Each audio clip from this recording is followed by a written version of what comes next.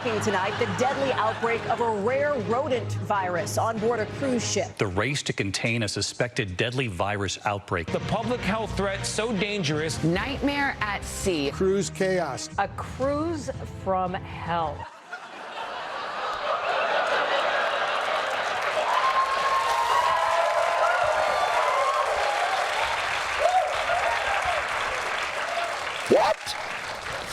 What?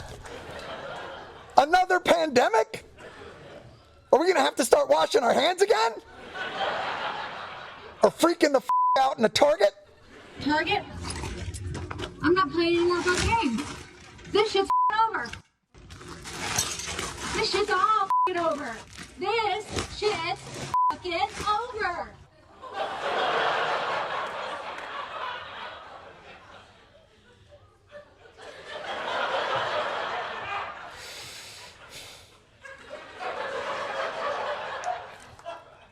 Good times.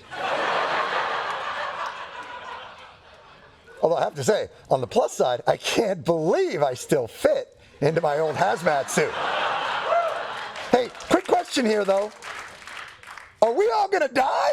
It's not like COVID. It's not like measles. It's not a very efficient transmission. The overall risk to the public is low. You don't need to be hysterical about it.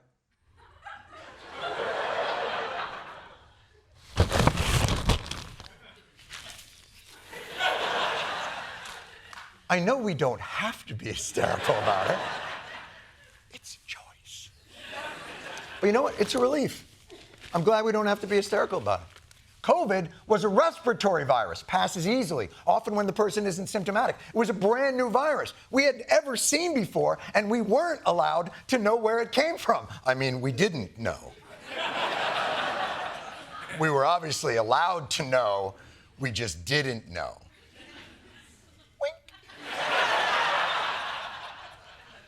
While the Hantavirus is a known virus, it's difficult to transmit. It's mostly spread by rat infestation, which does raise the question, how did a cruise ship end up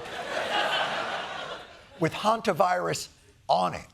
A husband and wife who were the first to be stricken with the so-called rat virus reportedly went bird watching at a rat-infested landfill when their cruise ship was docked at a remote city in Argentina.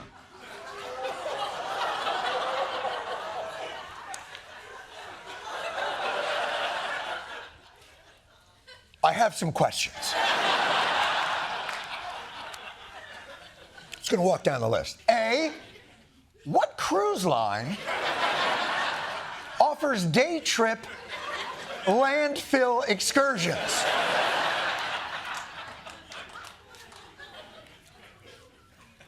B, what bird watcher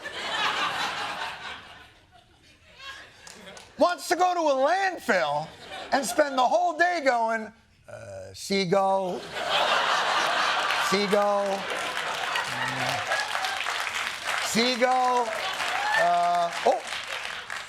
used condom, cerulean warbler, no, that's used condom, sorry, seagull, vulture, seagull, condom, vulture eating, seagull eating condom. But in birdwatching lingo, that's known as a vulguldum. The question of whether it was going to be the next pandemic had been asked and answered for 3 days. But apparently that was before the authorities decided not to fire a torpedo and sink the cruise ship, burying its diseased passengers and cruise entertainers in a watery grave befitting their disease. That's right, folks. These people from this ship were going to be allowed to disembark. The deadly hantavirus is no longer contained to that cruise ship. It is now literally flying around the world. Why'd they let them off the boat? Releasing them off the boat just creates new problems. Why did they get off the boat and then come back to America? How long if you think people on the ship should be isolated before being allowed to leave and then like walk among us?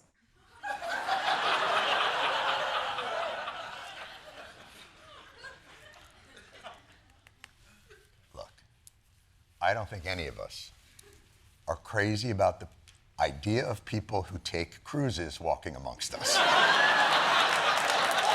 I just don't think it's... And I respect that. But they're still people. They're just people who wanted to travel the world on a floating shopping mall they can throw their fiancé off. Look it up! Trust me, it's got a higher body count than the hantavirus. Trust me. The news experts say stay calm, but the news media says, no, I believe we prefer panic. Right now, we're in the port where the ship won't even be allowed to dock. You can have a look at what this looks like. That is the MV Honduras. Those are the Americans finally on board that evacuation boat. You can see there's a small group of them being ferried back and forth. Helping ferry passengers off the ship and onto some smaller boats to land. Off of the ship, on these little boats that bring them here through a tent. Within minutes, they are on a bus headed straight for the airport. We're looking at a portion of a bus that looks similar to the ones that people have gotten onto. You're literally showing us a bus they're not on? You're just cutting to showing us what a bus looks like? Yes, Jim, the passengers are getting on, and I'm being told that the wheels on this bus go round and round. The logistics of how you get from a boat to the f***ing shore. But don't worry, the news media's high-level technology gets us access we never could have gotten before. These images just coming in, those Americans getting on buses and waving before boarding their flights. Drone video from Spanish authorities capturing the first passengers leaving. Drone video! Spectacular! Such good use of drones! Ukraine uses theirs to defeat Russia. But good on you. I still have not learned enough. I mean, I know they've gone from a boat to a smaller boat to a tent to a bus, but at this point, I've somewhat lost the trail. Where will it end? Where will these who are supposedly to walk amongst us end up? Perhaps in a room? If so, what does the room look like? Is it furnished? If it has a bike, will that bike be stationary? Each person will have their own room, equipped with special ventilation systems, private bathrooms, exercise equipment, and Wi-Fi.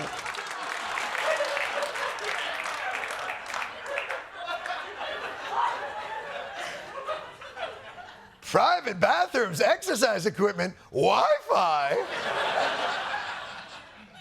Oh, maybe we should all get the hantavirus. It's actually not that luxurious. Only one of them will be given the password. We are now 8 days into this non-pandemic, and it's beginning to affect our Mother's Day coverage segues. It's a very happy Mother's Day to all you moms out there. This morning, that cruise ship hit by a deadly hantavirus. The State of our Union is calling our mom. This morning, 17 Americans are beginning a trip back to the U.S. Happy Mother's Day to all the moms watching. Let's kick this off. Pandemic panic.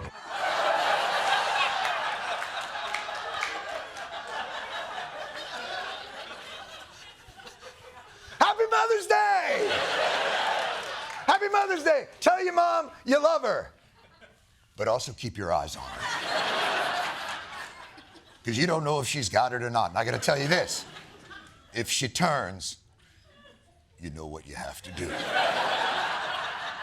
No tears, boy! No tears! She's not your mother anymore. She's more hunter than woman. No matter how many times the question can be asked and answered, it doesn't f***ing matter for some people. And sometimes it's the same person. Does this have the markings of the next pandemic or no? No. Should we still not be sounding the alarm? I don't think we have to be very anxious about it. Should we be worried that we have an American here who's tested positive? No, it's a low risk to Americans. Or should we still not be worried by this here in America? Correct. I don't think that this poses any risk to the general public. Jesus, lady! How badly do you just want to work from home? Although it is important to note, this virus can cause chronic fatigue syndrome, mostly amongst the experts who have to repeatedly answer the same questions. What is your message to Americans who are still scared? We have been repeating the same answer many times. This is not another COVID. And the risk to the public is low. So they shouldn't be scared and they shouldn't panic. You f***ing idiot. Well, that certainly should put an end to it, unless... So they shouldn't be scared and they shouldn't panic. And there is concern out there that more positive cases could pop up. So when they say, you shouldn't be scared, you hear, be scared! It's like they're all trying to recapture that pandemic ratings magic. Remember the old big screen body counts? All the ways they scared us? Well, the counts are back. Obviously, not as compelling. There's one person who tested positive. A separate person showed symptoms, but we don't have a positive test result for that person.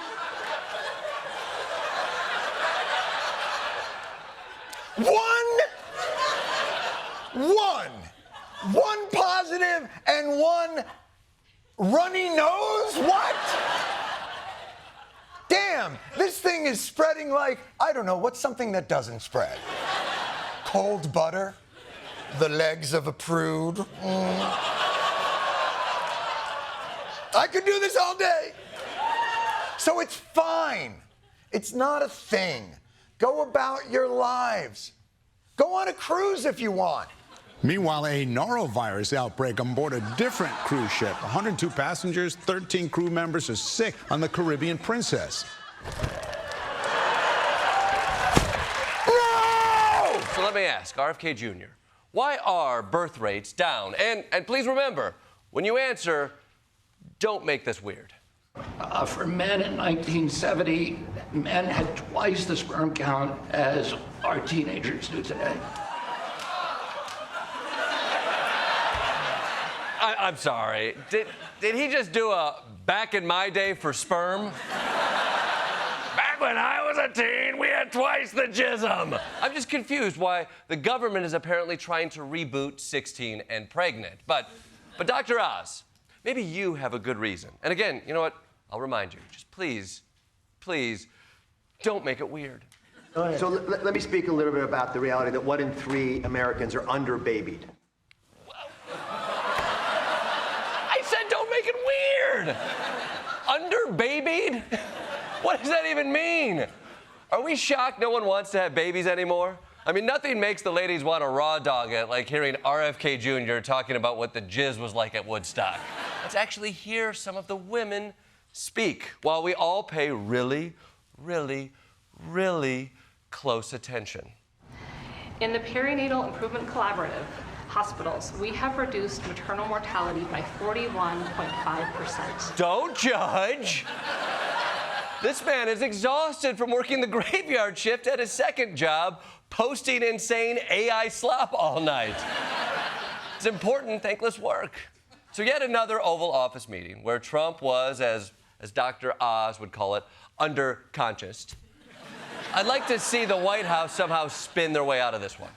Now, a Reuters reporter posted a picture of President Trump with his eyes closed significantly, and the White House responded, "He was blinking, you absolute moron." I think I see what's going on here. Trump and Kash Patel have split up blinking duties. Why? AI companionship stuff will absolutely define Gen A. They'll say, oh, I'm talking to my friend. And they're not going to say, oh, I'm talking to my AI companion. Yeah, because that would be embarrassing. It's real. For enough people. This one user named Micah lives in the middle of nowhere, and it's nice that he has someone to talk to. Are you guys friends now? You know, he's a good product feedback user, for sure. Wow. Is that what you call people around you? Just good product feedback users? I mean, sure. Everyone's a user, you know, ideally. Ugh. But besides the humiliation of wearing a giant air tag, what is it like to have an AI friend? If you want to talk to your friend here. Do I touch his nipple? So hold that light down like a walkie-talkie. Right. Yeah, but now it's saying here. I bet Ronnie is fumbling with the button like a total amateur. It's being a dig. I can see where he gets it from. Go ahead, Ronnie. Say something that doesn't sound like a canned interview question. you, man. You're not even real. Go eat shit. Are you really gonna let him talk to me like that while he's wearing me around his neck? Okay, you're gonna kill my robot. And if you thought Friend was hostile, wait till you see the public's reaction to Friend. It's the most dystopian thing I've seen since Black Mirror. They're destroying the world for the dumbest invention I've ever seen in my life. You want to be unique in the way you destroy interhuman relationships. It's like not my problem. You know, was the Empire really the bad people in Star Wars? Yes. But I managed to find the one other guy who thinks this is the best idea ever. This is like a wearable ChatGPT. Put it on your neck, summarize conversations. What? This is like a wearable ChatGPT. Put it on your neck, summarize conversations. Oh, okay. So that's why we named it Friend. Oh my God, there's two of you? That's right. There's a second AI necklace made by a different guy. But Nick says his product, now named Omi, is so much more. Just helps you become a better person and achieve your goals. Functions like a mentor. So it's like Mr. Miyagi was a piece of bling. Mr. Miyagi? Yeah. Who is Miyagi? It's Karate Kid reference. Oh. Yeah. It's a movie thing. Don't worry about Sorry, it's like Asian thing. You. Not everything I say is an Asian thing. But yeah, yes, he is an Asian, but he's a Japanese guy in Karate Kid, which is Asian. I love Asians. You guys are cool. Okay, great. Wow, this guy's even more punchable than the last one. And surprise, surprise, both of these founders feel deeply alone. Like my whole life is Friend, and it's like, there's not a soul in my life that I know that can relate to that. You don't have any friends who can relate to being a super successful CEO of an AI necklace company. Pretty much. You have no kind of peer you can talk to who's like doing the same thing, making a wearable dork necklace. Yeah. Wait a minute. Avi and Nick are having trouble making human friends who are like them, but they're just like each other. Wow, it's like a rom-com. This trip could not have come at a better time. Things have not been going great at home, and at a press conference just before he left, you can see just how testy he's getting. So what happened is we have a ballroom that's under budget. It's going up right here. The price is doubled. You doubled. I doubled the size of it, you dumb person. Trump, double the size. What about you are not a smart person. Whoa. Calm down, Mr. President. Go to your happy place. Well, not literally. That party's over and your wingman is MIA, but metaphorically. The point is, I think both Trump and us could benefit from this time apart. I mean, nothing wrong with a little break, get some distance, reset. You know what? You can take your boys with you. Making the trip with him, several of the nation's top CEOs, including Elon Musk, Tim Cook, and Jensen Huang, the head of NVIDIA. That's your crew? Those are your boys? Not exactly the Rat Pack here, is it? That's the kind of bachelor party that makes a stripper want to get her life back in order. In fact, you can tell that that was not a fun flight by watching Donald Trump walking down the staircase after he landed in Beijing. I mean, look at that. That is a man who spent 19 hours sitting next to Elon Musk. So how are we feeling, you know, about everything? Hey, Trump supporter here. This goes out to Don Jr. and Eric. Where the is my phone? I ordered 4 gold Trump phones in the summer. Now we can't get any updates on them. Last June, the Trump sons introduced the Trump mobile phone, which had one major selling point. You're going to have phones that are made right here in the United States of America. We're going to be building phones in America. It's about time we bring products back to our great country. Built for Americans, by Americans. For Americans, by Americans. Sort of like FUBU. For people who call the cops on people who wear FUBU. But still, a $500 phone made in America?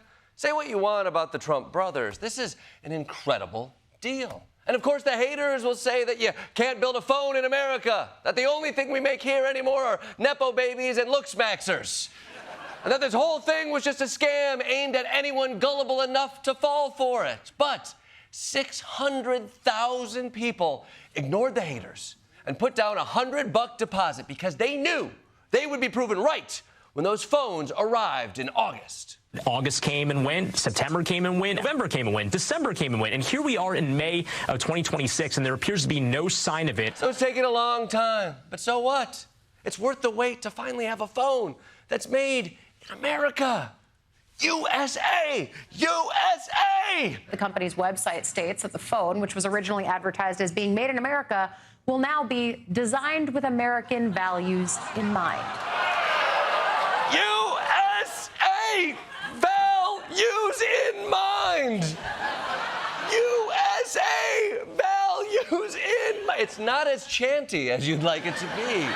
It's disappointing that they couldn't make it in America, but hey, the important thing is that you're absolutely still getting a phone. The company behind Trump Mobile quietly updating its pre-order terms and conditions last month to clarify that it, quote, does not guarantee that a device will be produced or made available for purchase. Holy shit. After people bought the phone, they changed the terms and conditions to say there might never be a phone. That feels less like a terms and conditions and more like a gotcha, bitch. And no wonder the MAGA base is so upset. I mean, I'd be furious too.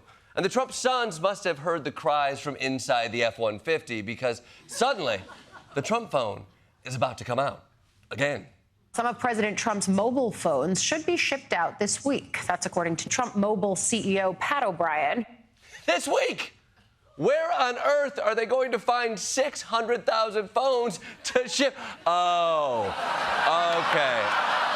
okay. Maybe we do one more term. Should we do one more term? When I get out of office in, let's say, 8 or 9 years from now. You see the new hat? We have 4 more years, 2028. Let's make this clear. Under the Constitution, Donald Trump cannot run for president again, all right? Putting something on a hat does not make it real, although, just in case. Trump wants to keep going for another 8 or 9 years, you know, just so he can see that 4-week war with Iran all the way through. But hold on, maybe this isn't what it looks like.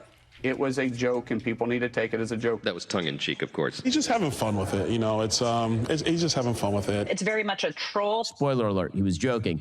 Nope.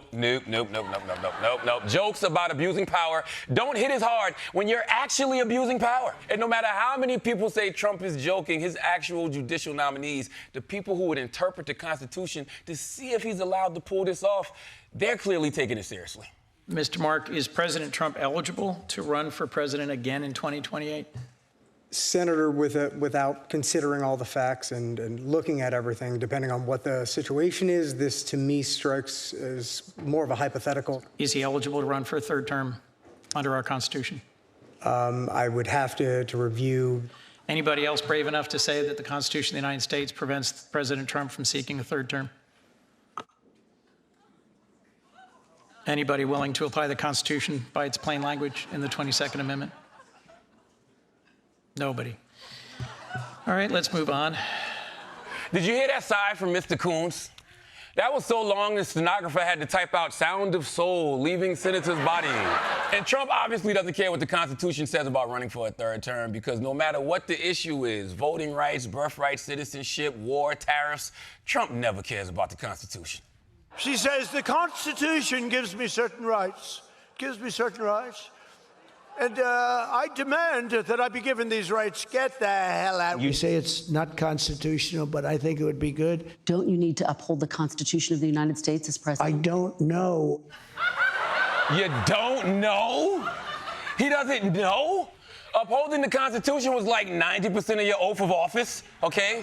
And the other 10% was your name. You don't even need to hear any of that to know he plans to stay in office. All you need to hear is him talking about his big, beautiful ballroom. Do you seriously think he's building that for the next guy? You think he likes J.D. Vance that much? You think he's doing that level of solid for Marco Rubio? No. On January 20th, 2029, Trump is going to go into that ballroom with a stack of hustlers and a crate of Big Macs and lock the door from the inside, okay? But I'm not asking Trump not to run for a third term. Trump's going to Trump. What I'm asking is for the Republican Party to be honest for once and tell us whether or not you want this man to be king, okay? I'm tired of edging dictatorship. President Trump is in China right now, and the whole U.S. news media has gone along with him, which means we at home are getting a rare look at some of China's cultural wonders. This is the Family Mart convenience store in Beijing. Inside is a Gilbert robot.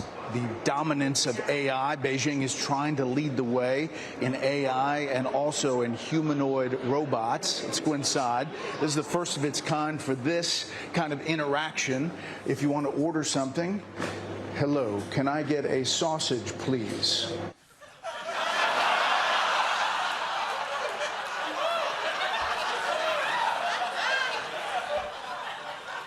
A sausage? You went to China, home of one of the most famed cuisines in the world, and ordered a convenience store sausage? Brad, you're making us look weird in front of our future overlords. Although it could be worse. Usually when someone at Fox News asks someone to grab their sausage, it comes with a $10 million lawsuit. So, by the way, look at that robot just standing there in the back. I love that even in our tech future, there's still one guy at work that does absolutely nothing. But after all the greeting and the stair climbing, it was time for the actual summit. A chance for President Xi to explain his position in simple, clear terms Donald Trump could understand. President Xi said that he hoped the two countries could avoid the so-called Thucydides trap. It's a historic reference about a great power being threatened by the rise of another. Damn it, Xi! You're gonna hit President Trump with a Thucydides trap? Now you're making his brain go up a flight of stairs. Come on, all right, President Trump, don't let this guy history mog you. Show him you can communicate in equally sophisticated terms. Chinese restaurants in America today outnumber the 5 largest fast food chains in the United States, all combined. That's a pretty big statement. Yeah. That's my president. Putting his understanding of geopolitics into fast food terms. He gives a summit speech like a third grader who got assigned China for his geography project. In conclusion, China is a land of contrasts, and I brought Panda Express for everyone. I gotta say, it appears to be a good sign to see all this bridge building, because I was under the impression that our relationship with China was growing increasingly tense and bitter, especially over Taiwan, which China wants to take back and we want to keep independent. But I'm sure all the goodwill between Xi and Trump carried over into their closed-door meeting about Taiwan. During a 2-hour closed-door meeting, Xi reportedly delivering a stark warning to Trump on the issue of Taiwan, which China sees as its territory. Xi telling Trump if the issue is handled poorly, the two countries will collide or even clash. Ho, ho, ho. Tough talk, President Xi. Perhaps you've forgotten that you're talking to America, the country that's just about to start kicking Iran's ass any day now. And if you want to step up to us with all this Thucydides crap, then why don't you sit on these nuts? Now, I know Donald Trump's not going to take a tongue lashing like that. Our president's definitely not going to walk out of those talks looking like he's in a hostage video. How are your talks, sir? Wait. Holy shit, what happened in there? That was like asking Tiger Woods how the drive home went. All right, DT, do you want to expand on that? Maybe defend Taiwan? You talk about Taiwan. Great place. Incredible. China's beautiful. Yeah. Oh, what happened in the meeting that made him really not want to talk about Taiwan? He's out there like, don't you guys want to talk about anything else? Like Jeffrey Epstein? I got a lot of redactions. I got time, let's chat. So after day one of this trip, I definitely have way more questions than answers. What did Xi say to Trump behind closed doors? Can our two nations avoid the famous 2 centipedes trap? How many Chinese restaurants are there in the U.S.? Hell, I don't even know if Brett Baer ever got his sausage. This is the first of its kind here, and they say there are going to be many different iterations, so there's a real big back and forth. He got his sausage!